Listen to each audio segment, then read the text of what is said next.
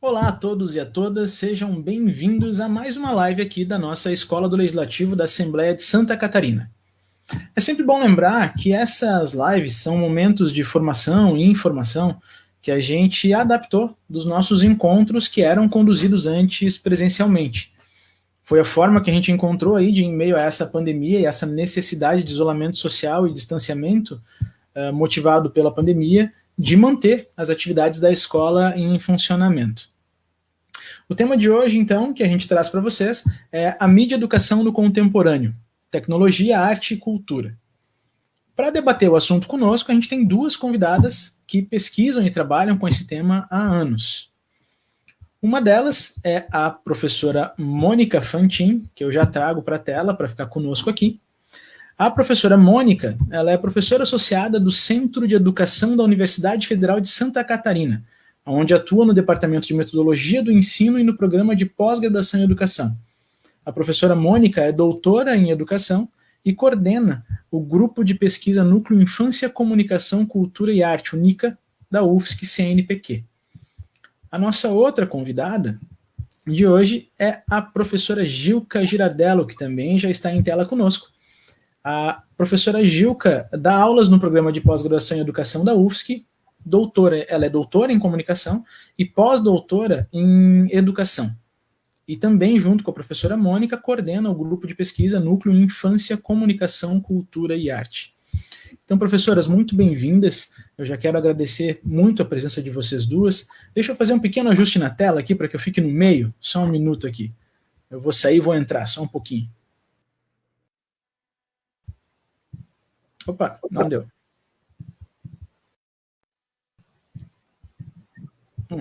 Não tá dando certo. Bom, enfim, vamos seguir assim mesmo.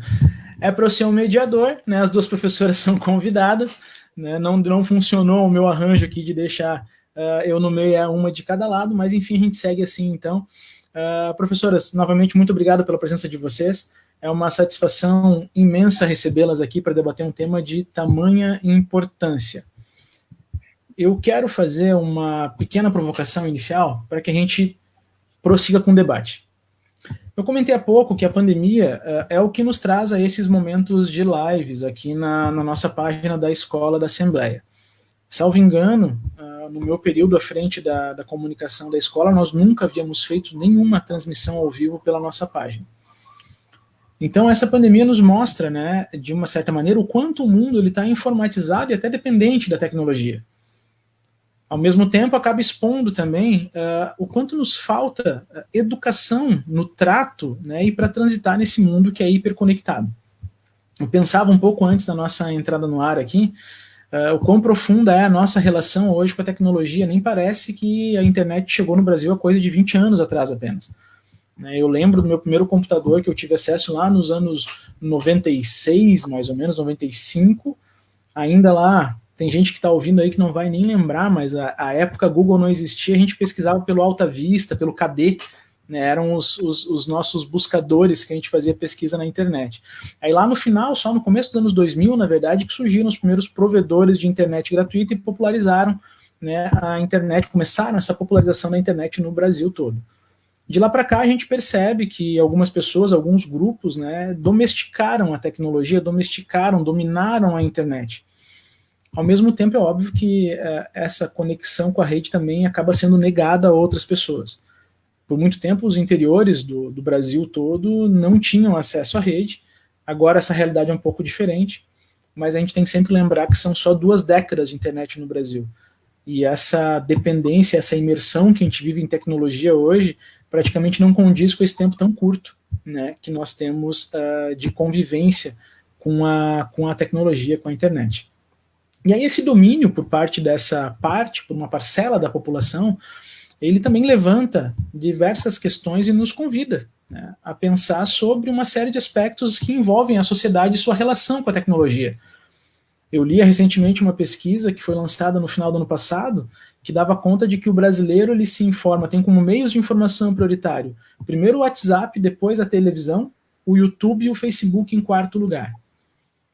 Num cenário como esse, o debate sobre mídia e educação, no meu entendimento, e não só no meu, assim como o da escola, ele se torna algo que é urgente. E esse é o nosso papel aqui hoje, é levantar o debate, propor o debate, dar espaço para que essa discussão seja feita nesse ambiente que nós estamos aqui. Então eu quero começar bem do princípio, bem do básico, para a gente entender os conceitos iniciais.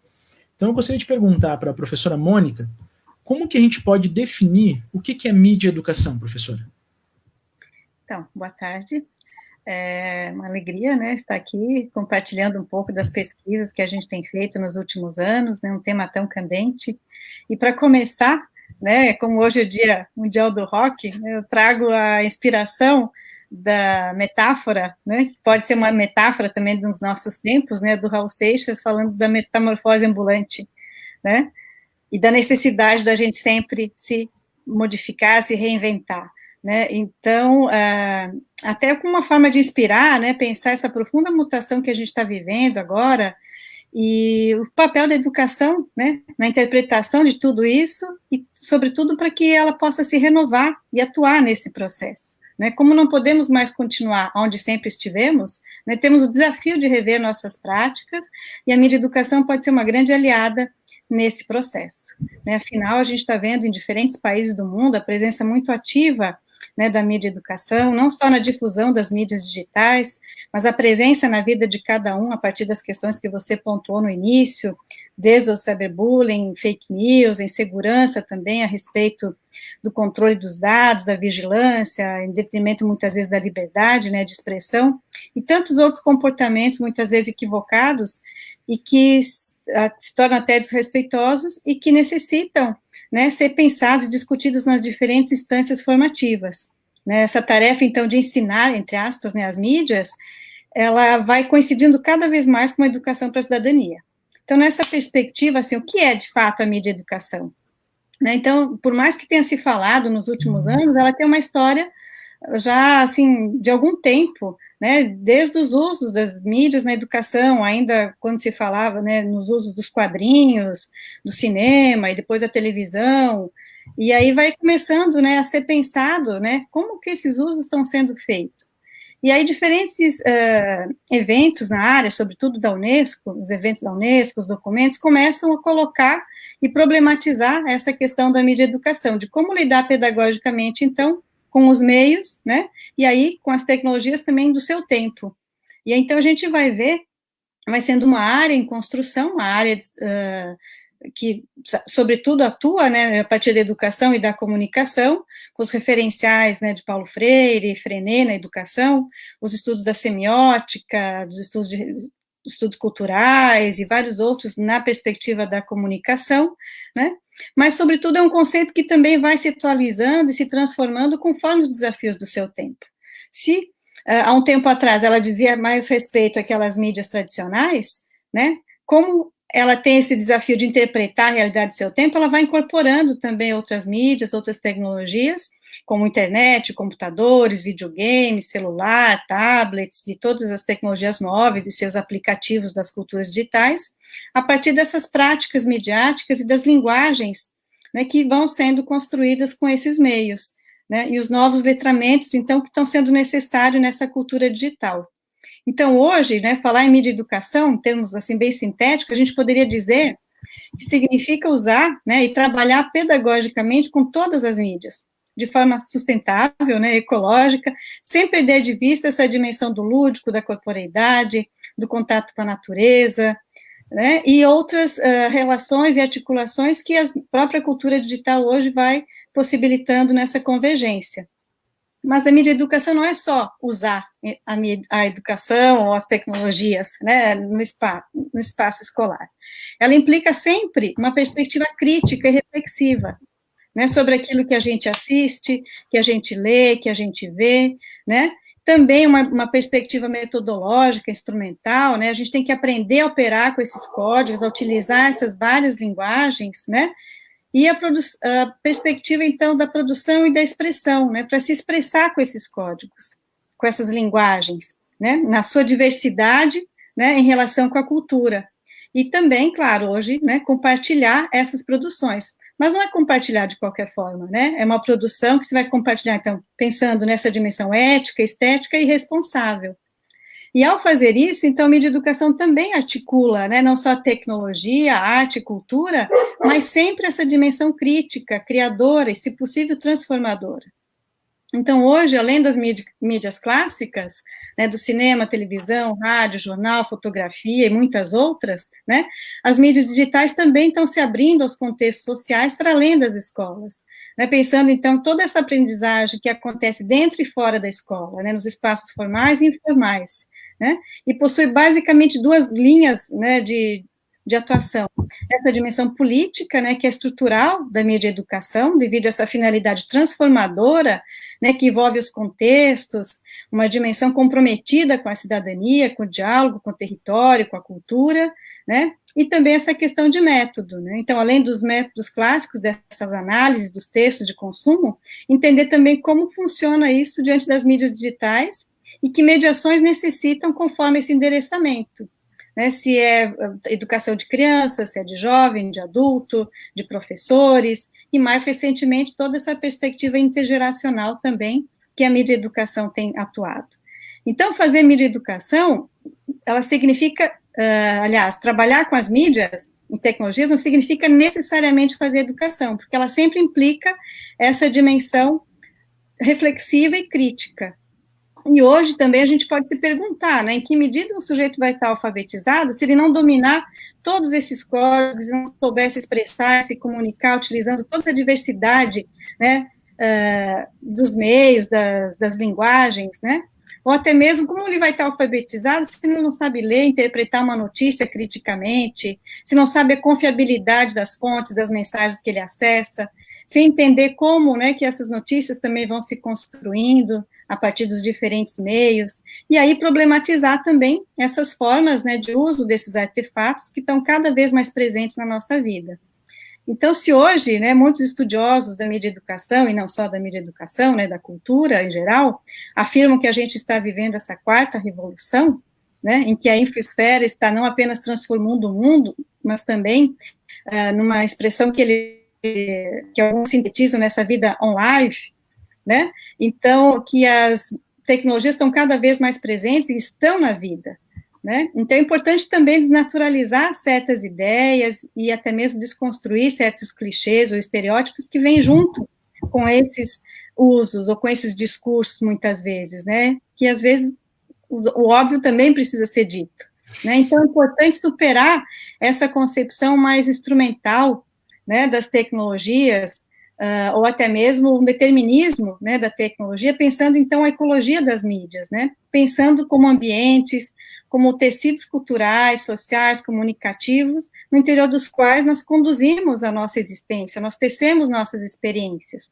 E nesse processo em que muitas vezes estamos cada vez mais hibridados, né, com a tecnologia, algumas perguntas são necessárias para entender um pouco mais essas relações do ponto de vista da educação.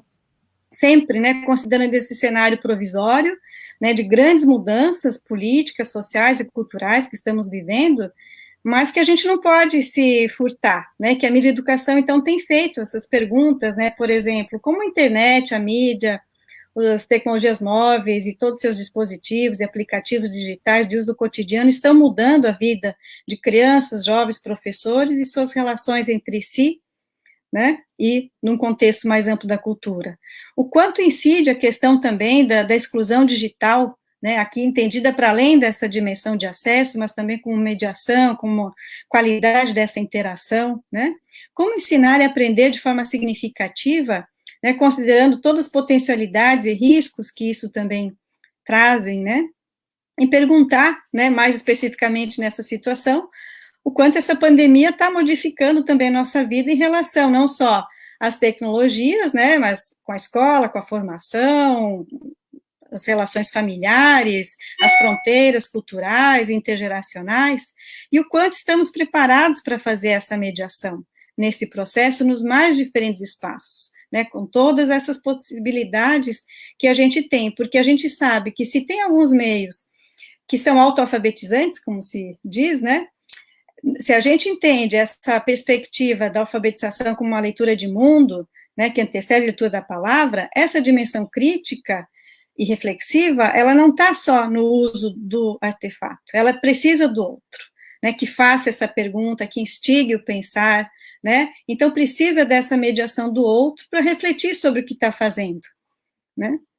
Então, isso ajuda também a desconstruir certos estereótipos de que acha que é suficiente deixar a criança com os seus artefatos, com o celular, que ela aprende sozinha, né? Então, a história, né, do nativo digital, né, desse conceito dos nativos digitais, que tem sido também, né, muito questionado por diversos estudos e pesquisas que apontam que não é tão simples assim, né, que a questão é muito mais complexa, que é permeada por vários outros fatores, que uma coisa é navegar na internet, outra coisa é saber o que está fazendo quando está navegando, né, ou até mesmo compartilhando mensagens, sem saber dessa confiabilidade das fontes, sem saber de onde que veio. Então, isso tudo, né, implica o trabalho da mídia educação, né, perguntar por tudo isso vai revelar também as dimensões da mídia educação e das mediações feitas, ou que tem que ser feitas, né, para alcançar os objetivos da mídia educação, então, que envolve a formação desse usuário, né, desse sujeito,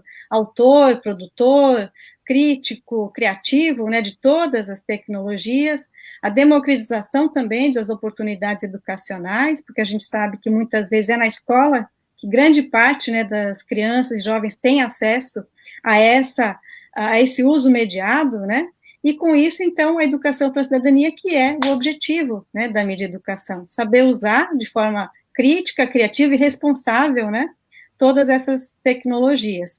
E, por fim, né, só para fechar aqui a questão, lembrando um pouco, né, do papel da educação diante dessa mídia educação, que desde os anos 80, 90, alguns estudiosos têm se debruçado.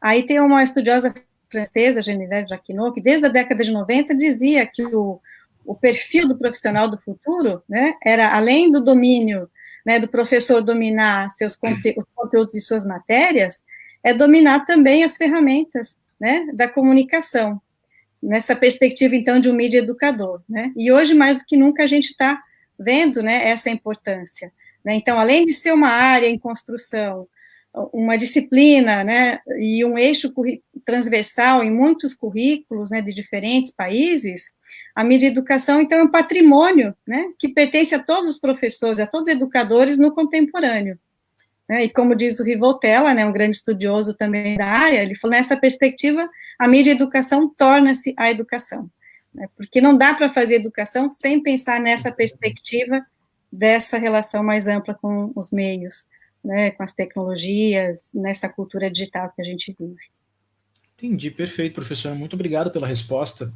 Eu acho que foi bem completa. E a senhora passou em algumas definições do que é a mídia.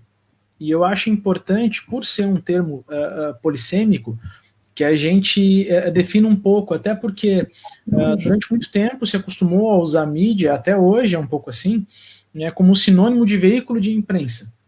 Então, eu gostaria que a professora Gilka respondesse para a gente uma definição. O que é a mídia que a mídia educação trabalha? Onde que a gente se concentra nesses estudos, professora Gilka? Tá bom. Então, obrigada, né, Jussier, obrigada a vocês aí da escola pelo convite, né, boa tarde a todos, muito bom estar aqui com a Mônica, e a gente está aqui representando a universidade, né, a gente está aqui representando a universidade pública, somos da UFSC, somos da linha Educação e Comunicação, do programa de pós-graduação em Educação da UFSC, e estamos todos trabalhando intensamente, mesmo durante essa pandemia, né, talvez até mais do que normalmente, né, Mônica, porque as situações, como para todos os educadores, para todos os professores hoje, são muito mais difíceis, justamente porque a gente não pode estar junto, né, e aí eu queria, assim, também saudar a iniciativa de vocês de pautarem esse tema da mídia educação e de criarem essa possibilidade de encontro, porque eu acho que encontro é justamente aquilo que mais está nos fazendo falta, né? A gente não vai dizer que o encontro virtual, à distância, possa, algum dia, substituir os encontros presenciais. Eu acho que esse também é um engano, é um equívoco que nas discussões muitas vezes aparece, né? Mas eu acho que também, assim, nesse momento tão difícil que a gente está enfrentando, né, em que todos nós passamos a ser, de algum modo, especialistas em mídia, e especialistas também, não é? Especialistas até em mídia e educação, as pessoas das mais diferentes áreas estão se posicionando, estão tendo opinião, estão escrevendo a respeito, estão vivendo o dilema de ter que ter crianças em casa, ou sem escola, ou tendo que estudar com um único computador, ou um único sem internet, enfim, todos os problemas que a gente está vivendo. Então, a gente sente, assim, que esse tema da mídia educação, que é um tema que a gente, há pelo menos 20 anos, né, Mônica, que é o tempo de vida aí do nosso grupo de pesquisa na UFSC, esse tema que a gente vem estudando há tanto tempo, cobrando que haja mais formação de professores, que haja mais atenção a essa dimensão das mídias na educação, que haja mais infraestrutura, que haja mais discussão, que haja mais currículo para isso há tanto tempo. Hoje, de repente, assim, aparece a catástrofe, não é? Que eu acho que é o que a pandemia está ensinando a todos nós, né? Que é um agravamento, quer dizer, torna-se mais evidente o quanto a gente ainda tem tanto para andar no sentido de superar, principalmente, as desigualdades, né, no nosso país, por exemplo. Mas eu acho que, assim, esses encontros, eles são tão importantes para nós, justamente para a gente se acalentar um pouco nesses momentos de tanto desânimo, não é? De tanta desesperança, em que estamos todos, né, tão com o coração apertado, assim, em relação às dificuldades que a gente está vivendo. E aí eu queria, então, assim, antes de entrar diretamente na pergunta que tu fizeste, eu queria trazer uma frase que eu tenho estado com ela muito presente, assim, tenho falado em diversos momentos, que é um pequeno poema do Érico Veríssimo, que ele diz assim, ó: quando os ventos da mudança sopram, algumas pessoas constroem barreiras, outras constroem moinhos de vento, né? Então, assim, o que significaria construir moinho de vento nesse momento de tanta dificuldade, para que a gente não ceda ao desânimo e à desesperança, né? Apesar da gravidade do momento, né? A gente, ali no nosso grupo de pesquisa, a gente acha que um vento que a gente gostaria de criar com esse moinho de vento é na direção da educação dialógica, da educação como diálogo, né? E a gente tem duas pautas que nos orientam, uma delas é, então, a educação para o diálogo, e a outra é a educação para a cidadania, que já são coisas que já estavam bem presentes na fala da Mônica, né? Eu queria só reforçar um pouquinho mais. A Mônica falou no Paulo Freire, de fato, né? A gente segue muito essa orientação, o farol do Paulo Freire, quando ele diz que a educação é comunicação, a educação é diálogo, e um diálogo é feito entre sujeitos que são iguais, eles são iguais na sua diferença, né? Mas eles são igualmente sujeitos ativos, né? Então, se alguém está pretendendo educar impondo, e eu estou frisando a palavra impondo, de cima para baixo, essa pessoa não está pretendendo educar, pelo menos não na nossa concepção, né? Ela está pretendendo formatar, está pretendendo domesticar. Isso, na nossa visão, não é educar para a democracia. Né, tu falaste a palavra democracia no início, e a mídia educação, ela é muito voltada para essa dimensão de educação para a cidadania, uma cidadania democrática, né, em que há o diálogo, em que se consegue escutar o outro, em que se consegue respeitar a fala do outro, em que se consegue abrir espaço para a fala do outro, né, para transcender essa situação de tanta incomunicabilidade que a gente vive hoje em dia na sociedade, né? E aí essa outra dimensão, que também é uma pauta para nós, é a da educação para a cidadania. Cidadania é uma palavra que está muito desmerecida, não é? Quando a gente ouviu esses dias aquela senhora no Rio de Janeiro falando, como é que ela falou? Ela disse assim, quando veio o agente da vigilância sanitária, né, pedir... Cidadão não. Pedir que o marido dela usasse a máscara, e ele assim, se referiu a ele como cidadão, ela, cidadão não, engenheiro civil formado, melhor que você, aquela coisa toda que virou meme, né? Ou seja, ela não está entendendo o que é cidadão. Cidadão é aquele sujeito que é capaz de participar plenamente da cidade, né? Participar plenamente da coisa pública. Então, é isso que nos orienta na mídia educação. É a possibilidade de fazer com que as pessoas, de fato, possam participar plenamente da cidade, né, do espaço público, da democracia, que é necessariamente um espaço de negociação de diferenças, né? E eu acho que aí, sim, estamos todos falando, assim, da questão do que a gente está aprendendo com a pandemia, e eu acho interessante que alguém que falou disso muito bem é o sociólogo, né, Boaventura de Souza Santos, que é inspirador para tantos de nós, e ele diz assim, olha, a gente sempre usa a metáfora da guerra, né, a guerra contra o vírus. Eu acho, diz ele, mais importante que a gente passe a usar a metáfora da pedagogia do vírus. Ele, claro, é a cruel pedagogia do vírus, porque o que ela nos ensina? Né? Ela escancara a desigualdade. Né? Então, assim, eu queria só começar por aí, reforçando coisas que a Mônica já colocou muito bem, né? Mas, assim, para deixar bem claro alguma coisa que desde o início do nosso trabalho, lá no nosso grupo de pesquisa, e também junto a outros colegas da nossa linha de pesquisa, está muito presente. A gente nunca se identificou com a visão de que estudar educação e comunicação, estudar mídia e educação, seja estudar as tecnologias apenas, né, de uma forma tecnicista, utilitária, não é? Ao contrário, a gente sempre fez a crítica a isso, né? E aí, assim, até para historicizar um pouquinho, esse livro aqui, a gente tem muito orgulho desse livro, né, Mônica? Nós publicamos esse livro 10 anos atrás, se chama, então, Práticas Culturais e Consumo de Mídia entre Crianças, tá? E e nesse livro, está presente um documento que a gente fez e que a gente se orgulha também bastante, né, Mônica, de ter sido parte desse processo, se chama Carta de Florianópolis para a Mídia e Educação, tá? Ele foi um documento que foi feito junto com pesquisadores e muitos professores da Rede Municipal de Ensino de Florianópolis, que é uma grande parceira nossa nesse processo todo, não é? Então, assim, ali já estão, acho que vocês têm o link desse material, ali já estão, assim, alguns pressupostos que desde então a gente vinha trazendo, bandeiras que a gente vinha levantando, não é? Bom, dito feito esse preâmbulo já bem comprido, deixa eu ir diretamente à tua questão, né? O que a gente entende por mídias, quando a gente fala de mídia e educação? Todas, né? Todas, sabe? As mídias, o que são as mídias, então? A palavra mídia vem do latim, meios de comunicação, né? Então, no começo do século XX, as mídias eram muitas vezes o telefone, o telégrafo, não é? E, de fato, se nos primórdios da pesquisa sobre mídias na educação, a gente se referia às mídias como sendo os meios de comunicação de massa, então aí o jornal, o rádio, a televisão, né, o próprio cinema, aos poucos a gente começou a associar as mídias que é o que a gente faz hoje, as tecnologias digitais de comunicação e informação, né?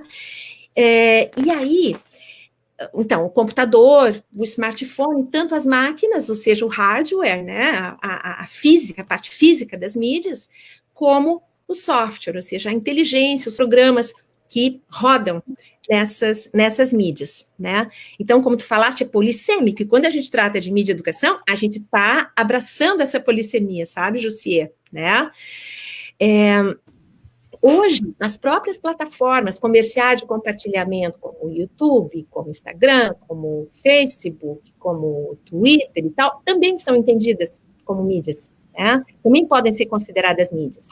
Ao mesmo tempo, na mídia educação, a gente presta muita atenção aos movimentos.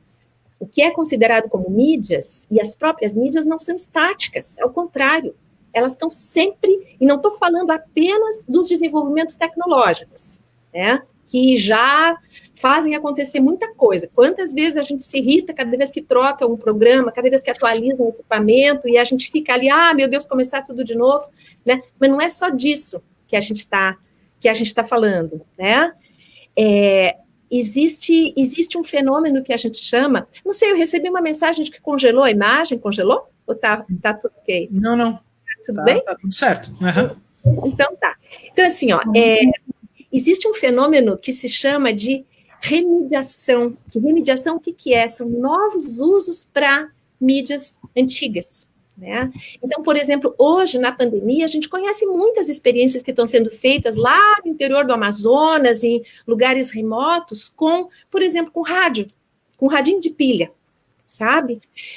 Mesmo na escola se usa muito, por exemplo, o jornal mural, a gente pode considerar uma mídia, a rádio escola, a gente pode considerar uma mídia, alto-falante, a gente pode considerar uma mídia, fotografia com máquina de latinha, cartas escritas à mão, enviadas pelo correio, videocartas, etc., etc., que possam entrar e sair sendo articuladas às plataformas digitais, né?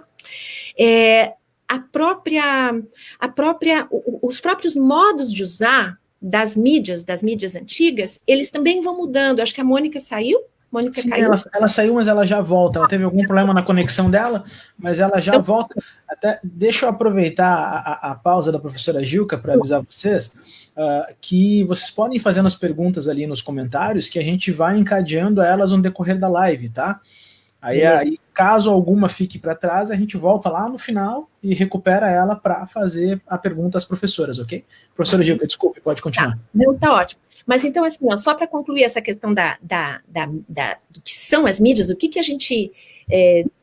o que são as mídias na mídia educação, né? Entendendo que elas são coisas que se movem, são coisas que se movimentam na sociedade. Por exemplo, durante a pandemia, tem inúmeras pesquisas no mundo e também no Brasil que mostram como aumentou imensamente a audiência de televisão, que era uma coisa que só vinha caindo, né?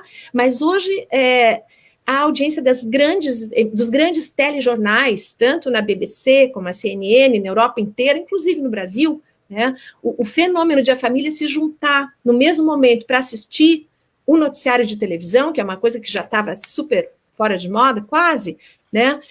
Vem sendo muito...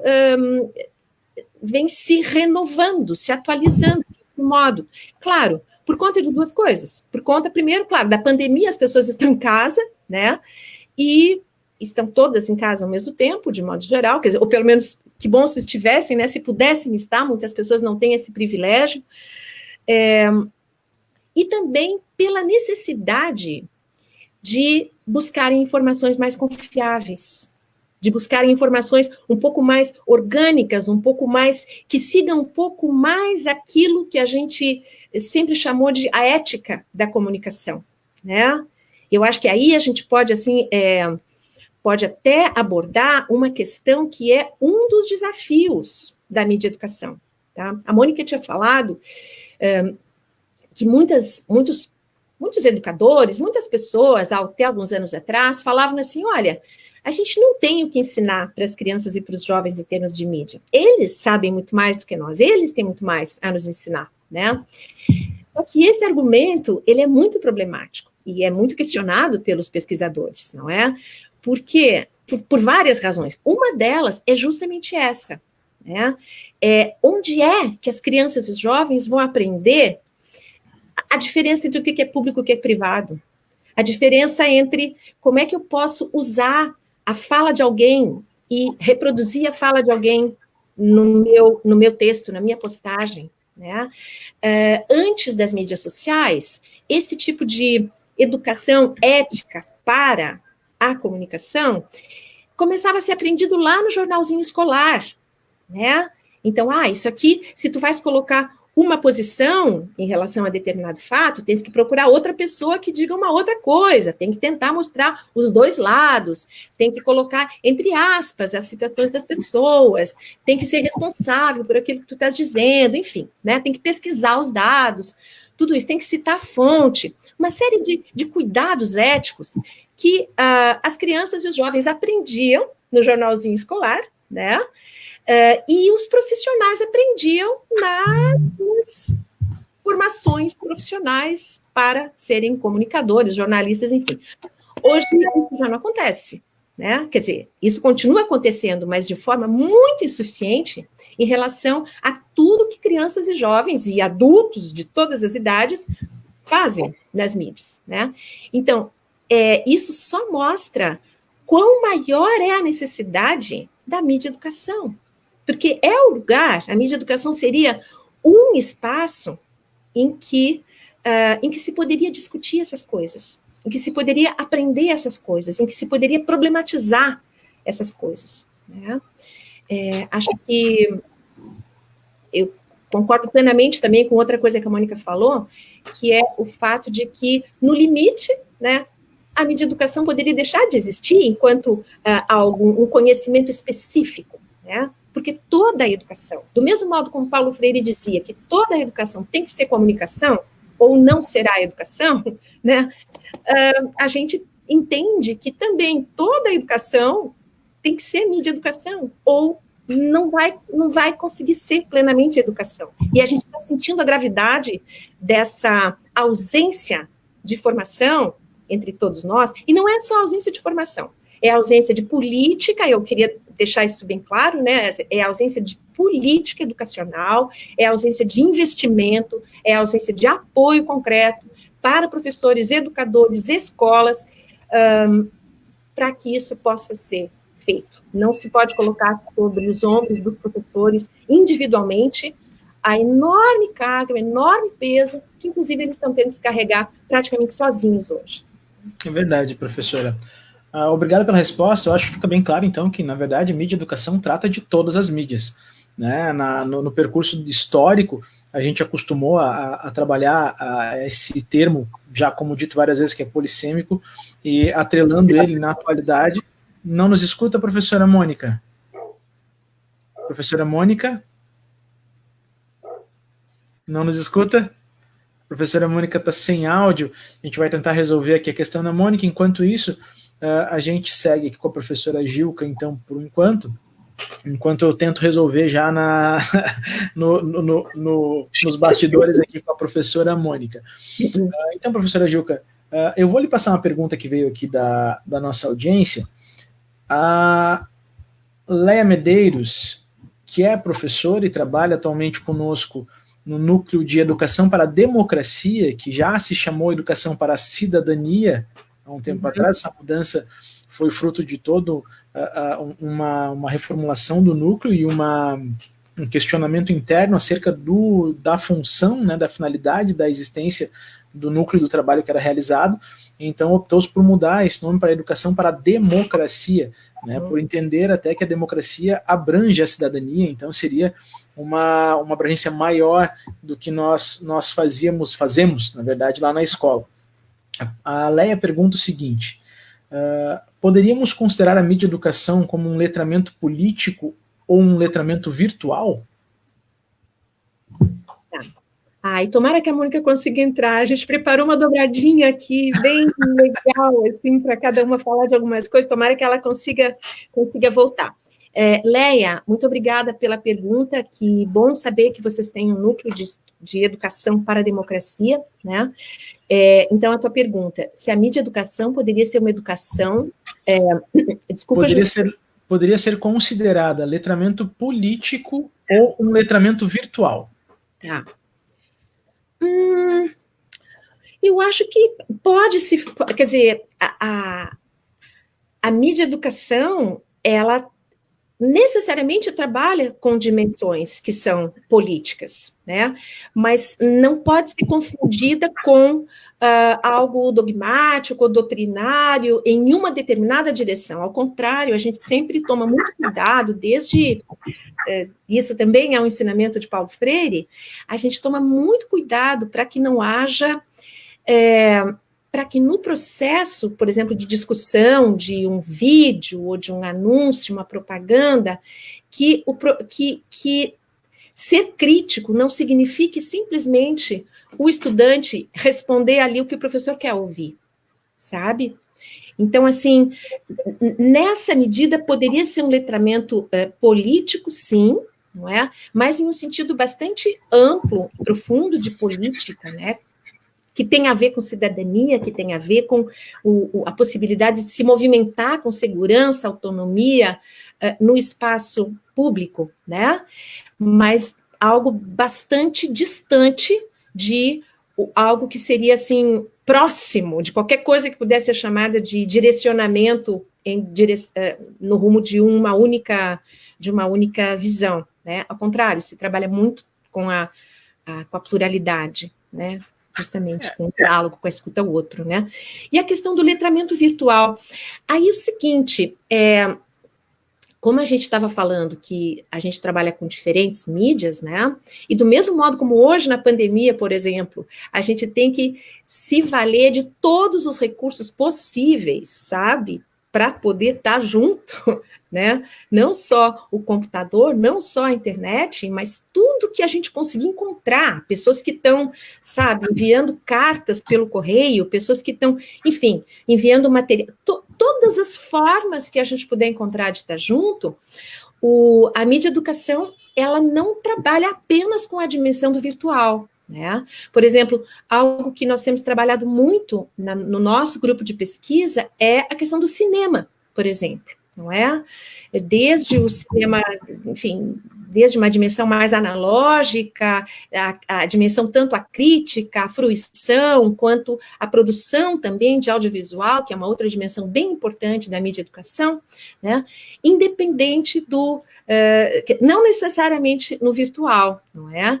Aliás, é uma das coisas que, ao trazer o cinema, eu acho que a gente, de algum modo, assim como fizemos quando trouxemos a presença da poesia, a gente está querendo aí resgatar a importância da arte, né, que é outra coisa que está bem presente, que está presente no título dessa nossa fala aqui hoje, né, Jussier, que é a relação que a gente vê que é inseparável da arte com o tipo de mídia educação que a gente entende, não é? Quer dizer, assim, para que as crianças e os jovens, os adultos também possam olhar criticamente um filme, por exemplo, um programa de televisão, uma série, uma fotografia, quanto mais repertório estético eles tiverem, quanto mais acesso e trânsito eles tiverem com os materiais mais diversos da cultura, mais condição crítica eles terão, né? Mas então aqui eu me calo para a gente poder escutar também um pouquinho a Mônica, tá?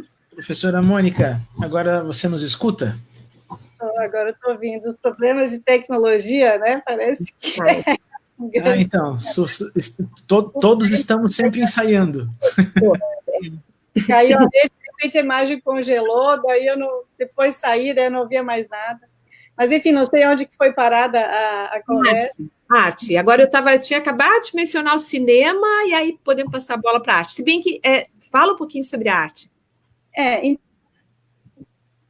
Então, eu acho que quando a gente fala dessas múltiplas linguagens, né, na importância de trabalhar com todas as linguagens, certamente, né, a gente está transcendendo essa ideia só da linguagem escrita para pensar outras possibilidades de expressão, né, e as artes convergem, né, tem essa convergência muito forte com as mídias hoje, né, então, além de ser um direito, né, a mídia educação como cidadania, e nessa perspectiva, assim, de acessar, né, a cultura e tantas outras possibilidades, né, a arte, acho que entra não só, né, nessa importância, né, de ser o direito à arte, né, recuperando também, sobretudo, esse sujeito que sonha, que imagina, que cria, que dança, que canta, que pinta, que brinca, né, e fazendo tudo isso também está transformando, né, e esse potencial muito forte, muito grande da arte, como estranhamento, como transformação, como buscar outros jeitos, né, de expressar, de ser, de sentir, né, desse sujeito. E seja articulando um pouco a continuidade da resposta, né, dessa articulação também da arte com a tecnologia, né, porque justamente nessas articulações, né, dessas diferentes formas de expressão que hoje as tecnologias possibilitam, e a gente sempre assegura, né, e enfatiza que o foco não é a tecnologia em si, e sim as relações que ela propicia, né, o que ela permite construir, não só aquilo que ela faz conosco, mas o que nós também fazemos com a mediação da tecnologia, né, então essa convergência arte, tecnologia, né, e mídia e educação, ela tem tudo a ver com essa perspectiva mais cultural, né, que a gente enfatiza, né, que a tecnologia não é só um instrumento que o professor quer ou não utilizar, pode ou não utilizar, ela é cultura, ela está mediando relações, né, e nessas relações, essa dimensão, reafirmar essa dimensão da arte, é também reafirmar essa dimensão e esse potencial transformador dessas relações, né, e até porque, assim, quando a gente fala, né, dessa cultura, das convergências, né, e nessa relação convergência, arte, mídia, tecnologia, educação, cultura, né, a importância também de pensar essas relações sobretudo no âmbito da tecnologia, não apenas como referendar as tecnologias ou as iniciativas do mercado, né? Mas sim numa perspectiva que transcenda só esse endereçamento daquilo que muitas vezes é voltado na escola, né, que muitas políticas públicas pensam mais na implantação, né, ou em equipar as escolas, sem pensar nessa dimensão da formação, né. Então, assim, são decisões que implicam, claro, a presença das tecnologias, né, mas também que a gente desafia, né, ir além, né, e pensar nas mediações e daí nessas articulações, até porque a arte está na vida, né, e a vida está na escola.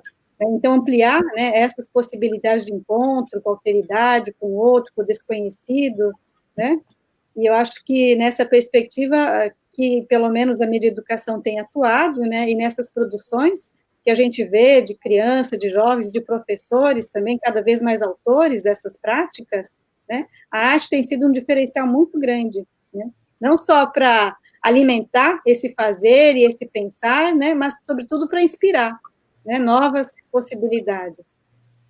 Perfeito, professora. Deixa eu aproveitar só o gancho que vocês comentaram agora a respeito de arte, para eu poder introduzir uma pergunta que veio da nossa audiência aqui.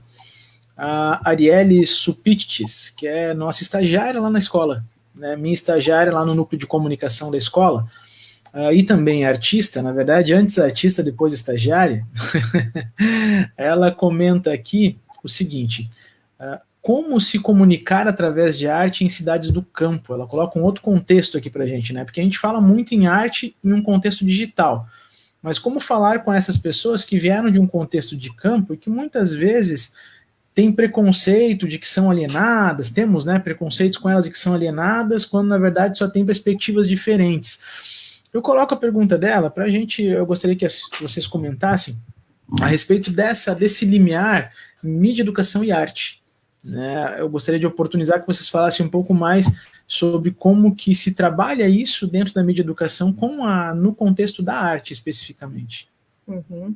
Tá, eu começo, depois tu pode complementar, né, Mônica? A importância eu vou fazer uma ligação da arte com a cidadania de novo, tá? Tem um arte educador português chamado José Paulo Queiroz, que ele fala uma coisa que eu acho muito interessante, ele diz assim, ó, a arte... Eu acho tão... Como é que ele fala? Peraí, eu queria citar ele direitinho. Ele fala assim, ó, uma arma está cheia de razões, mas uma arma nunca tem razões. Né? E aí ele diz assim, que a arte está na linha de frente da cidadania, tanto assim que é sempre a primeira a ser cortada quando há momentos de autoritarismo. Né? Então, as verbas, os currículos, a presença nas escolas, sempre tanto é o que a gente está vivendo agora, o drama dos artistas, dos produtores culturais, que estão correndo atrás para conseguir se manter. E, ao mesmo tempo, a enorme necessidade da arte, né, que estamos vivendo dentro do isolamento, do confinamento, que seria de nós se nós não tivéssemos a literatura, se nós não tivéssemos a televisão, se nós não tivéssemos a internet, enfim, as músicas, né, o fenômeno das lives de música que a gente está vivendo hoje no Brasil. Então, assim, o ser humano tem uma necessidade profunda de arte. Né? E dentro de uma perspectiva que é muito forte na mídia educação, que é a dos estudos culturais, né? A arte é alguma coisa que todos vivem, todos precisam, todos produzem. A cultura é alguma coisa que é de todos, todos produzem cultura. Né? Então, não é porque uma comunidade está lá no campo, por exemplo, que ela não está também produzindo arte, bebendo cultura, fazendo cultura, sabe? De repente são os músicos, os artistas que estão à sua volta, são os contadores de histórias, são os cantores, são as pessoas que dançam, né? Isso por um lado, e ao mesmo tempo valorizar o direito que mesmo as pessoas que vivem em situações mais remotas têm de ter contato e acesso e informação a formas de arte do mundo inteiro. É? Então, acho que existe eu acho que aí a gente já vê uma presença da relação entre mídia, educação e arte. Nós temos lá no nosso grupo várias pessoas que pesquisam isso, tanto pessoas que estudam a relação entre mídia, educação e cinema, mídia, educação e música, sabe? Então, assim, é um tema absolutamente pertinente ao trabalho com mídia e educação. Tanto fazer arte, por meio das mídias, quanto fruir, conhecer, criticar, perceber, promover, criar arte ao lado das mídias, com as mídias, por meio das mídias, através das mídias, né?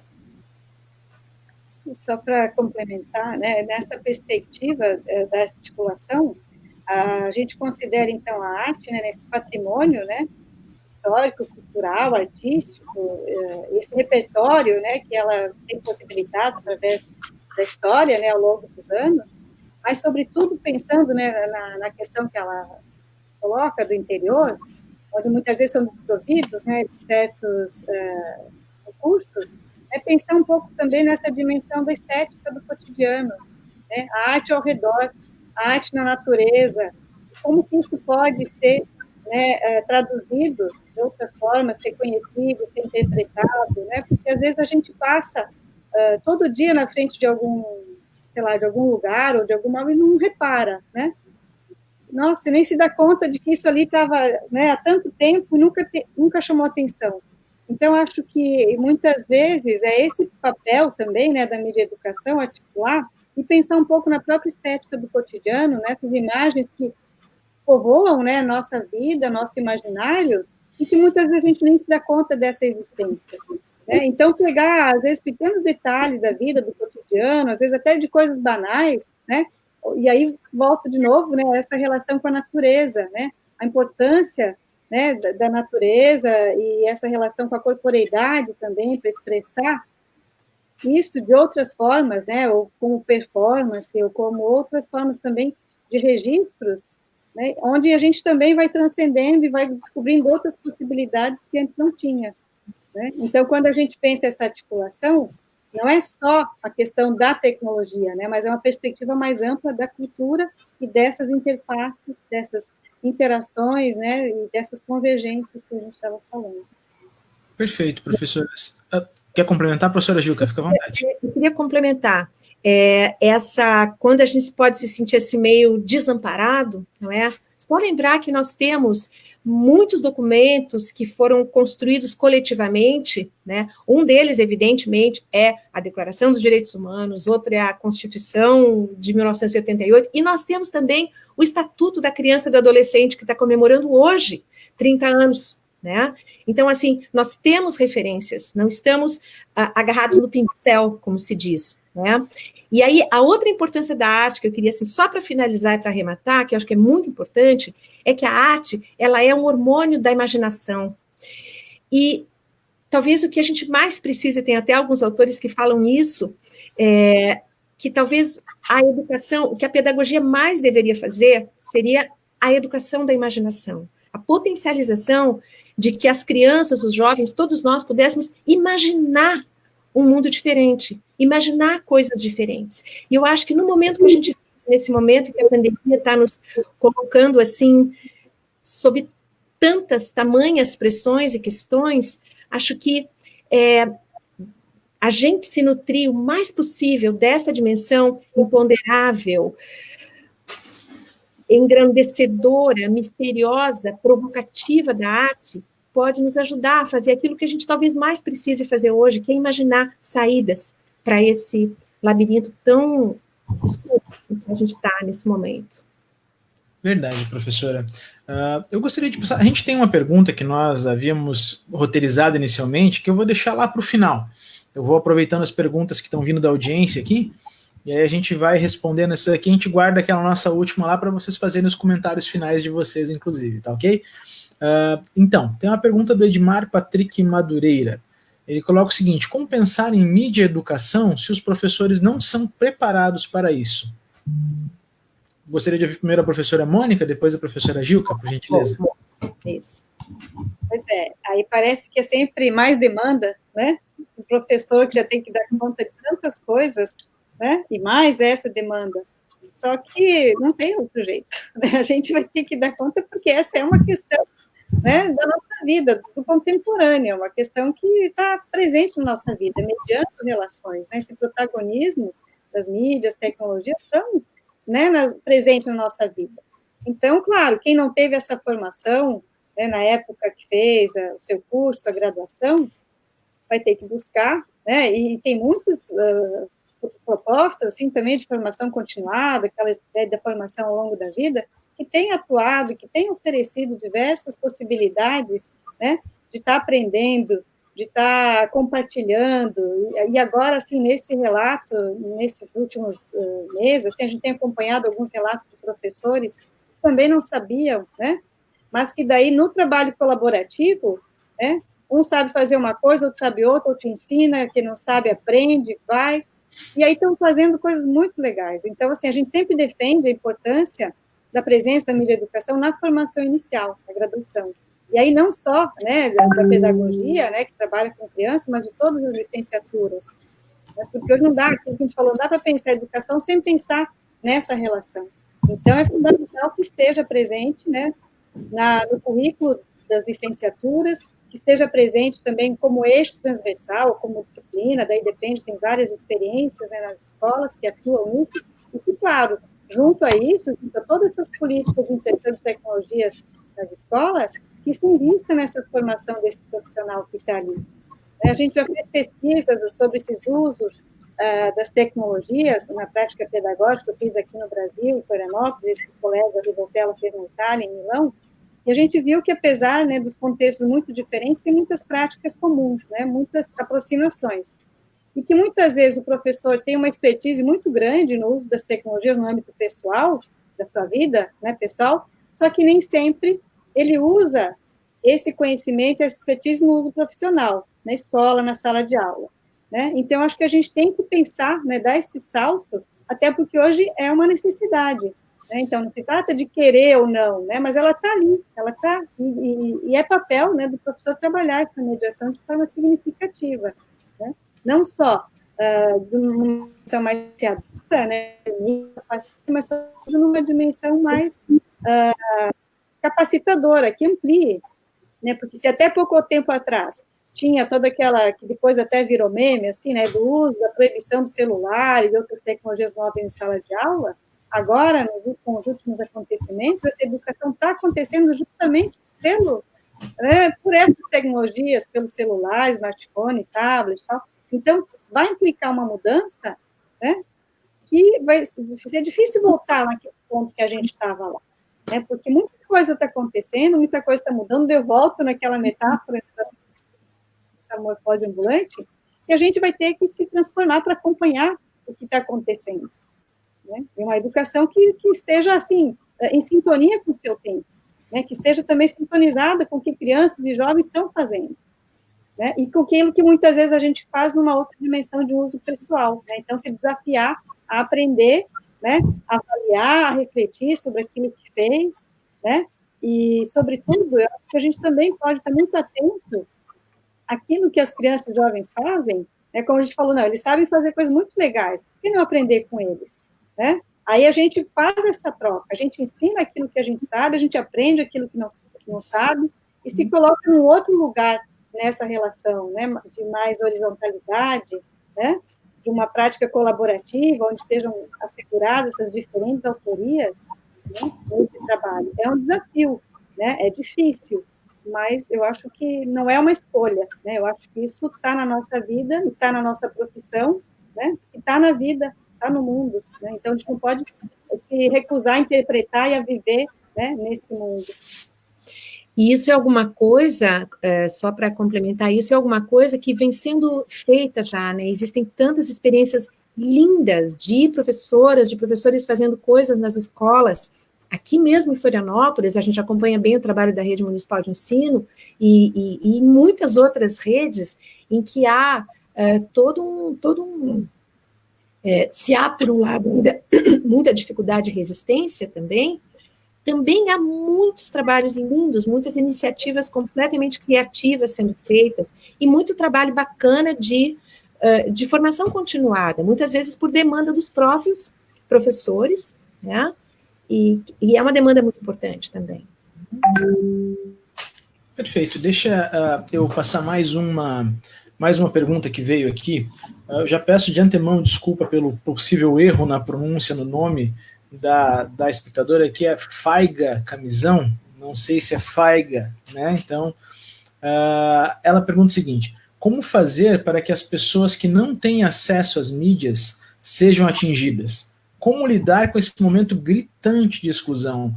Só um comentário em cima do que ela coloca, saiu nem tão recentemente, mas era esse período da pandemia, uma pesquisa que levanta que 1 a cada 4 estudantes não tem, 1 a cada 4 brasileiros, né, não tem acesso à internet, né, em meio a toda essa pressão que os educadores vêm sofrendo por um movimento de ensino à distância. Então, a pergunta da Faiga faz muito sentido, né? Como fazer para que as pessoas que não têm acesso às mídias sejam atingidas e como lidar com esse momento gritante de exclusão que agora fica exposto para todos nós? Exatamente. A Faiga foi nossa aluna. Tudo bom, Faiga? Então, é Faiga, que bom, acertei então. Faiga, mas eu me chamo Jussier, né? Eu tenho licença para errar o nome dos outros, né? Então. Faiga, é uma questão política. Essa questão não tem para onde correr, essa é uma demanda basicamente política, é uma demanda social de igualdade, né? Tem que haver investimento, não, sabe, comunicação, os recursos para que as pessoas possam se comunicar e participar da cidadania digital são direitos, hoje são considerados direitos humanos, né?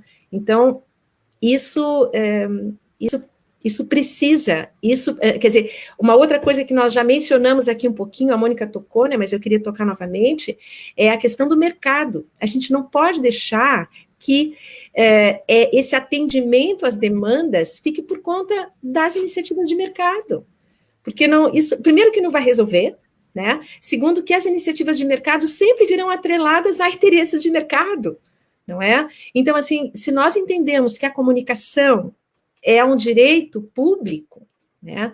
É preciso que haja priorização disso, em termos de políticas públicas, né? Então, eu acho que aí não tem muito para onde correr, a não ser por aí, né? Porque a gente viu também em outras pesquisas, né, já há alguns anos, que parece assim que esse uso, né, e essa tecnologia está naturalizada, está presente na vida de todo mundo, né, como se todos tivessem esse acesso. E a gente sempre fala, todos quem, né, de quem que a gente está falando, né? E, então, acho que é importante pensar, né, que nos últimos anos, essa categoria, entre aspas, né, dos excluídos, né, teve mais uma, né, que são esses excluídos desse acesso com qualidade, né, de uma tecnologia, né, com mediação, né, então acho que, claro, que questão, assim, é fundamental, é uma condição para pensar, né, mas é uma condição também de cidadania, como a Gilca falou, é um direito hoje, não tem como, né, e por isso a importância, então, da escola trabalhar, né, nessa perspectiva, justamente para poder ser um acesso para aquelas pessoas que, de outra forma, não teriam esse acesso. Exatamente, né? Mais importante ainda. Né? Porque justamente é mais uma razão para a gente defender a escola pública, né? A escola pública é o espaço primordial de acesso, né? De acesso não só aos equipamentos, mas às condições de conhecimento, né? A cultura realmente para conseguir trabalhar com aquilo de forma autônoma, cidadã, participativa. Né? Então, defender a mídia educação é também defender a escola pública. Com certeza. O Everton de Almeida, ele pergunta o seguinte: quais são os desafios possíveis que a mídia educação pode enfrentar diante da ascensão de políticas conservadoras para a educação? Professora Mônica, gostaria de responder primeiro? Não sei se eu entendi muito bem, né, o desafio, né, mas acho que esse é um desafio colocado para todos, né, não só para a mídia educação, né, que a gente está vivendo um momento difícil, né, mas, por outro lado, assim, a gente tem que acreditar, né, nessa possibilidade, na imensa capacidade que temos, né, de tentar interpretar esse mundo, de tentar, sobretudo, trabalhar com esperança, né, como diz Paulo Freire, né, o educador, né, quem trabalha com formação, trabalha com esperança, porque nem sempre a gente vê o resultado imediato daquilo que a gente faz, né, só talvez um tempo depois que a gente vai saber, né. Então, assim, considerando que os desafios estão colocados, né, claro que a gente tem que ter todo um cuidado para analisar, para interpretar esse mundo, né, para se situar nesse mundo, E aí as ferramentas, né, dos saberes, do conhecimento, daquilo que a gente aprende nos diferentes espaços, né, para poder articular de forma sistematizada na escola, são fundamentais. Pensando, né, nessa perspectiva de que as coisas mudam, né? Aí tem, assim, até uma frase, eu li outro dia, né, uma entrevista com o Gilberto Gil, que ele fala, a única mudança, aliás, a mudança é a única constante na nossa vida, né? Então, ela não pode ser encarada apenas como uma coisa por vir, né, uma coisa que vai acontecer, que eu vou esperar, né? Ela requer ação humana, né? Então, fica a questão, o que fazer para que as coisas mudem, né? Ou também como outro grande educador, Antônio Nova, numa outra live, há um pouco tempo atrás, falando sobre educação, na informação, né, em tempos de pandemia, ele fala da importância, né, da denúncia, da crítica, mas também denunciar, né, também a ética do fazer, né? Então, de que forma que a gente pode estar fazendo a nossa contribuição para uma formação mais digna, né, para uma formação, para uma sociedade mais justa, né, democrática, mais igualitária? O desafio é imenso. Parece até chavão falar, né, um clichêzão, né? O que é isso nos dias de hoje? A gente vai ter que redescobrir, né, porque muitos valores estão sendo questionados sob vários pontos de vista, né? E como lidar com isso de uma forma respeitosa, né, digna, né, porque a gente trabalha com formação humana. Então, é um tremendo. A Gilca queria complementar? Eu ia complementar, ia dizer que tem um dos que a gente chama de aspectos-chave da mídia educação, que trabalha justamente com isso, né? Que é, assim, a ideia de, por exemplo, quando a gente olha para um texto de mídia, né, para uma série, uma propaganda, um filme, um cartaz, a gente conseguir perguntar junto com os estudantes, quem foi que fez isso? Quem que pagou por isso? Por que eles fizeram isso? Né?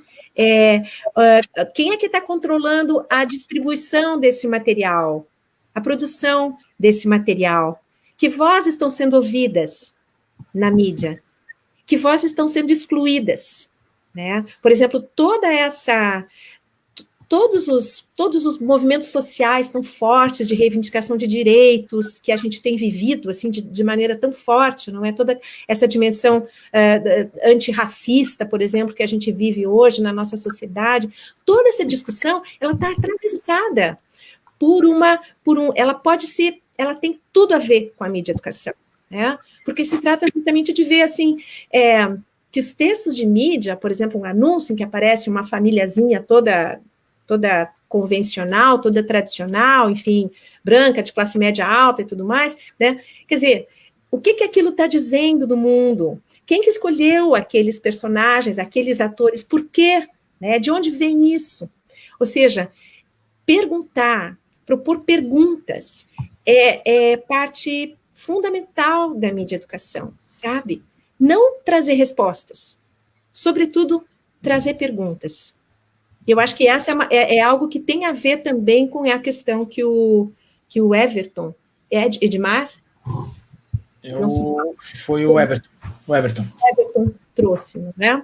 Que é a questão da dimensão dos desafios. Né? Isso. Professoras, temos mais uma pergunta aqui, antes da gente se encaminhar para o final, já passamos aqui de 1 hora de live, embora a gente não tenha a limitação aqui pelo Facebook e o assunto renderia uma tarde toda de conversa, e a gente já vai se encaminhando para o fim agora. Então tem essa pergunta da audiência, peço desculpas aos demais que perguntarem a partir de agora, a gente vai encerrar as perguntas vindas da audiência e depois a gente pode encaminhar às professoras as perguntas que não foram respondidas para que a gente possa responder vocês ali no privado, por mensagem privada para vocês, tá bom?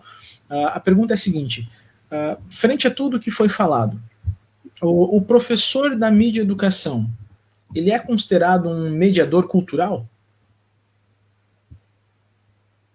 Queres falar, Mônica? Eu diria que sim. Eu acho que sim. Eu acho que todo educador, na verdade, todo professor é um mediador cultural, né? A educação, ela se dá dentro da cultura. Então, educar sobre a cultura, através da cultura, por meio da cultura, né? E o mídia educador de forma muito especial, porque o mídia educador é alguém que está problematizando textos culturais, que está procurando inspirar os seus alunos a produzirem textos culturais, né? Ou seja, ele eu acho que eminentemente, não sei se a Mônica concorda, mas ele é eminentemente um mediador cultural. Sim. Até porque se a gente entende, né, que a tecnologia não é só ferramenta, não é nessa perspectiva só instrumental, né, então necessariamente ele é um mediador cultural, porque a tecnologia é cultura. Perfeito, acho que está bem respondido. Então eu quero passar uma última pergunta para vocês, e aí já peço que também as senhoras façam as suas considerações finais durante a nossa pergunta, a resposta, aliás. Então a pergunta é a seguinte, professoras, durante essa primeira década dos anos 2000, a gente percebeu, é perceptível, né, uma mudança nos hábitos informacionais das pessoas com o advento da internet. A sociedade que se apropriou dessa tecnologia, mesmo que não em sua totalidade, né, migrou para lá uma série de discussões, inclusive sobre política. A gente teve, no ano de 2008, isso começa fora do Brasil, lá com a campanha do Barack Obama, que foi amplamente digitalizada. Aqui no Brasil a gente viveu isso ainda em 2012 e muito mais fortemente agora na última campanha eleitoral de 2018, com a eleição do presidente Jair Bolsonaro.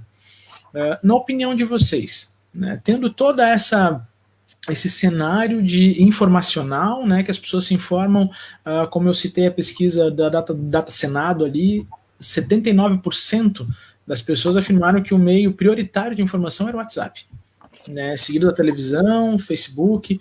Então, tendo esse cenário em mente, na opinião de vocês, qual seria a importância, e vocês já falaram bastante sobre a mídia educação como um suporte de cidadania, de democracia, então qual seria a importância da mídia educação para a manutenção ou para o fortalecimento da democracia? Eu vou começar aqui com uma coisinha, tá, que me ocorreu agora, que eu acho que tem a ver com o que tu trouxeste, né, que é esse debate tão atual, aí a questão das fake news, por exemplo, né, e que tem a ver também com a questão das plataformas privadas. Uma pesquisa feita recentemente por uma pesquisadora bem conhecida do campo aí da mídia educação, que é a Sonia Livingston, uma professora inglesa, ela viu que a maioria dos jovens, e muito embora quando houve o advento da internet, como o colega menciona, havia promessa de que a internet fosse trazer a diversidade, a multiplicidade, né, o acesso a tudo que existe no mundo e tal. Tudo bem, isso é uma das coisas que aconteceu com a internet. Mas a força com que veio esse fechamento em bolhas, né, esse fechamento em verdades únicas, é realmente avassaladora. E o que ela verificou? Que a maior parte dos jovens, muito embora eles tivessem acesso potencial a toda a multiplicidade do conhecimento humano, eles basicamente entravam no Google, sabe? No Google e no WhatsApp, no Facebook, enfim, eram basicamente as mesmas plataformas que eles acessavam, né? Então, isso é alguma coisa que merece pensar, né? E aí, em segundo lugar, o fenômeno das fake news, não é? Claro que é alguma coisa que está sendo, assim, extremamente debatida, cada um puxa para um lado, politizada, não é? Mas, assim, eu acho que cabe trazer que a preocupação com as fake news, ela é totalmente pertinente à educação também. O Ronaldo Lemos, que é um pesquisador aí do campo da comunicação, ele diz assim, ó, a regra de ouro. Qual é a regra de ouro? Recebeu alguma coisa, não está assinada, não tem data, não tem certeza se aquilo não está aparecendo em nenhum outro lugar. Vai nas empresas, não, nos projetos de checagem, não é? Que tem vários, não é? Aos Fatos, boatos.org, Lupa, existem vários projetos de checadores de notícias, enfim, dá uma verificada. Na dúvida, não compartilha, né? Então, assim, isso é alguma coisa que não é a família que vai ensinar, necessariamente, né? Quem é que pode ensinar isso? Isso é a escola, como um espaço da diversidade, como um espaço público. Somente a escola, ou seja, mais uma vez eu estou trazendo aí a importância de que, primeiro, valorizar a escola pública e colocar a mídia educação como alguma coisa essencial para o debate público, para a democracia hoje em dia na escola pública. Só para complementar também, né, porque a importância, né, de conhecer, de saber, né? Então, o que eles fazem, o que eles compartilham, e como, né, buscam, como, para até tentar pensar outras formas, desconstruir ou construir outras possibilidades, né, nessa perspectiva mais responsável, né, do ponto de vista ético e estético, como a gente mencionou.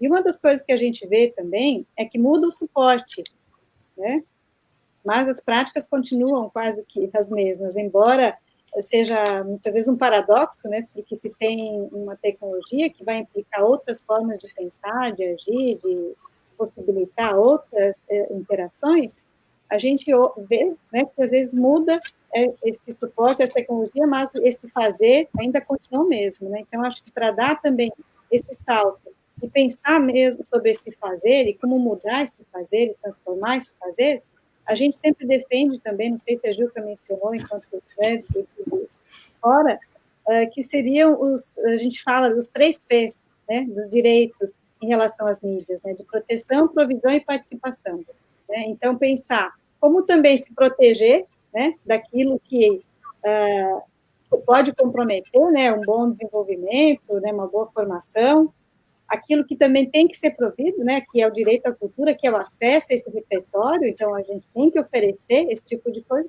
para assegurar a participação, né? Então esses 3 direitos se constroem, né, nessa tensão, né, porque muitas vezes ao incentivar a participação, se também pode estar colocando em risco essa dimensão da proteção, né?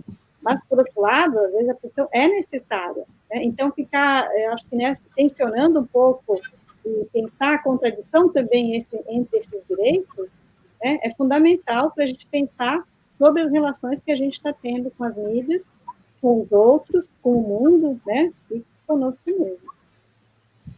Perfeito, entendido, professoras. Gostaria de deixar a palavra com a professora Gilca para as considerações finais, então, depois a professora Mônica, e aí a gente encerra, então, a nossa live após a fala de vocês. Tá bom. Eu quero, então, primeiro só agradecer a vocês, a vocês todos aí do projeto, no teu nome, Jussier, agradecer a todo mundo que está aí assistindo, né, que esteve aí, e aí eu comecei com um poema, queria terminar com outro, tá bom? E esse é um poema do Drummond, eu acho que ele pode ter a ver com esse momento em que essa metáfora do fim dos tempos, do fim do mundo, está tão presente, não é? Assim, eu acho que tem não é à toa que esse livro do grande pensador Ailton Krenak está bombando aí, né? Está dizendo tanta coisa para nós, ideias para adiar o fim do mundo, né? Eu acho que o Drummond faz um pouco isso. Ele diz assim, ó: não serei o poeta de um mundo caduco, também não cantarei o mundo futuro. Estou preso à vida e olho meus companheiros. Estão taciturnos, mas nutrem grandes esperanças. Entre eles, considero a enorme realidade. O presente é grande, não nos afastemos. Não nos afastemos muito. Vamos de mãos dadas. Obrigada. Obrigado, professora. Professora Mônica, por favor, suas considerações finais. Então, eu gostaria de agradecer, né, a importância, né, de debates, né, sobre esse tema. É uma questão que a gente vem se debruçando há algum tempo, sempre tem muito a pesquisar, né, porque o conhecimento se transforma, né, como a gente sabe, a vida se transforma, e sempre nos desafia, né, a tentar fazer as leituras do nosso tempo, né. Então, parabenizo, né, o grupo, agradeço a companhia, né, da Gilca, de quem esteve aqui conosco. E se eu também comecei, né, fazendo a metáfora da música, né, do rock, vou tentar acabar também assim, né, lembrando agora, ou talvez com uma pergunta, né, se antes a gente fala da importância, então, dessa metamorfose que o Raul fala, né, para pensar a escola, que se transforma, que tem que interpretar, por outro lado, fazendo uma pergunta, né, de outro grande roqueiro aí, Pink Floyd, quando fala sobre educação no The Wall, né, dizendo que somos apenas mais um tijolo nessa parede, né, e aí eu acho que a mídia educação nos ajuda a pensar, né, não somos só mais um tijolo, né, eu acho que a gente também constrói numa perspectiva mais colaborativa, além de ser só um tijolo, a gente pode ser uma parede, né, ou então pode desconstruir essa parede, né, nessa perspectiva de muros, né, e estar aberto ao diálogo, a outras parcerias, a outras pontes, a outras construções, e eu acho que a mídia educação possibilita. Obrigada. Perfeito, professoras. Muito obrigado pela presença de vocês. A gente agradece muito a disponibilidade e a gentileza, né, de estar aqui conosco hoje compartilhando, né, todo esse conhecimento e as colocações de vocês duas. E eu gosto sempre de lembrar que as iniciativas da Escola do Legislativo da Assembleia, elas são um pequeno movimento, né, que a gente espere que ecoe, né, por aí. Nós tivemos aí cerca de 50 pessoas, mais até, nos acompanhando constantemente, né? Então, se cada uma dessas 50 pensar um pouco sobre o que a gente conversou aqui, conversar com outras tantas pessoas, a gente vai ter conseguido fazer um grande movimento. Eu estava lendo recentemente, tenho lido os livros do Yuval Harari. Eu estava lendo 21 lições para o século XXI, e ele abre o livro, ele faz uma analogia, ele coloca que a gente está enredado numa teia que, ao mesmo tempo em que reduz a nossa movimentação, né, não permite que a gente se movimente muito, ao mesmo tempo em que nós nos movimentamos, a gente balança todo mundo que está ligado nessa teia junto conosco. Então, que esse nosso movimento de conversa hoje aqui reverbere por outros espaços, né, chegue a outras pessoas e que estimule outras discussões como essa, avançando nesse assunto, nesse debate que é tão importante, está tão presente hoje na nossa sociedade, e de forma alguma a gente esperava, tinha aqui a intenção de esgotar o assunto, de forma alguma. A nossa ideia era fomentar o assunto, né, era a gente começar. Então, se alguma pergunta ficou sem resposta, a gente nem pede desculpa, a gente diz assim, nos procure, né? As professoras certamente estão à disposição lá no núcleo de pesquisa, né? Nós aqui da Escola do Legislativo também ficamos à disposição, né, para continuar esse debate de forma privada, se for o caso, ou com sugestões de outras lives sobre outros assuntos, solicitação de cursos com relação a essa temática. A gente fica aberto a todo esse tipo de sugestão, e eu deixo aqui o meu agradecimento às duas professoras novamente e a todos vocês que nos acompanharam hoje. Tenho certeza que foi muito proveitoso para todo mundo esse conteúdo, e lembro que essa nossa live ela fica disponível aqui na página. Se por acaso você chegou um pouco depois, não acompanhou todo o debate, você vai poder assistir ela inteira, né, na sua íntegra depois, quando for um melhor momento para você. E ela também fica disponível lá no YouTube da escola, né, Escola da Alesc, lá no YouTube. Você procura, se inscreve no nosso canal para ter acesso a esses conteúdos por lá também. E posteriormente, daqui a algumas semanas, a gente lança ela também em podcast, né? Então vocês vão ter a possibilidade de nos escutar sem nos ver, né? É possível que vocês também só nos escutem. Daqui mais algumas semanas a gente faz o lançamento aqui pelas nossas redes sociais. Então, se você está por aqui e ainda não curtiu todas as nossas redes, não assinou o nosso feed, por favor, vá lá no Instagram, é Escola da Alesc. Aqui na página do Facebook, você está nos assistindo agora, é a Escola do Legislativo Deputado Lício Mauro da Silveira. Vai lá e curte para receber todas as nossas atualizações e se inscreve no nosso canal. Se tiver curiosidade de já escutar os últimos programas que a gente teve do podcast, a gente tem uma série muito bacana sobre a pandemia e as dimensões da pandemia. Então tem pandemia educação, pandemia comunicação e pandemia trabalho, né? São todos programas referendados por doutores e doutoras que participaram desses programas, dessas discussões conosco. Procura aí no seu tocador de podcast da sua preferência, chama Bem Pensado, é o nome do nosso podcast. Já convido as professoras a ouvir, é uma iniciativa de mídia e educação aí da Assembleia. A gente fala sobre educação nesse nosso podcast também. Professoras, mais uma vez, então, muito obrigado pela presença, pela disponibilidade. A gente fica à disposição. Até uma próxima. Obrigada também. Parabéns a vocês. Obrigado.